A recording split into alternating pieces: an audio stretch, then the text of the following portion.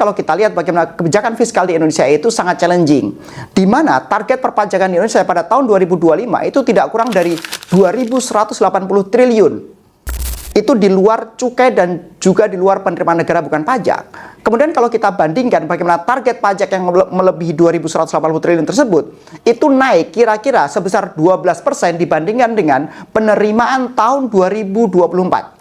Dimana kalau kita breakdown penerimaan tahun 2024 hanya kisaran angka di angka 1.920 triliun. Angka itu shortfall 50 triliun dari target yang ada. Sekarang kita bisa bayangkan, ketika pemerintah itu menghadapi target pertumbuhan ekonomi yang sangat konservatif hanya kisaran 5%, tapi kemudian membuat target pertumbuhan penerimaan pajak mencapai 12%, seharusnya pemerintah membuat terobosan-terobosan yang positif dan memberikan daya dukung terhadap ekonomi sehingga penerimaan pajak bisa kembali achieve di tahun 2025. Tapi kemudian ketika kita memasuki tahun 2025, banyak sekali faktor-faktor teknis dan non-teknis yang membuat bahwa penerimaan pajak itu tidak sebaik yang diproyeksikan sejak awal. Dan bahkan kalau kita lihat penerimaan pajak tahun 2025 pada bulan Maret dibandingkan year on year, itu bahkan kita turun.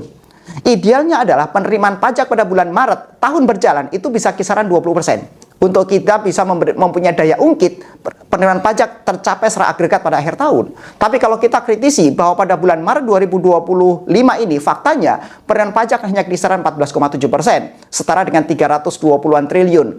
Sangat jauh dari ideal. Artinya kemudian ketika pemerintah tidak membuat terobosan-terobosan yang bersifat strategis, maka kita proyeksikan penerimaan pajak di agregat sampai akhir tahun itu akan shortfall bahkan lebih dari 100 triliun. Problemnya adalah ketika spending government kita 3.600 triliun dan sebagian ditopang oleh hutang 600 triliun, kemudian ketika penerimaan pajak tidak tercapai atau shortfall, maka potensinya cuma dua solusi pemerintah. Satu, mengurangi belanja dari kementerian atau lembaga. Yang kedua adalah menambah porsi hutang.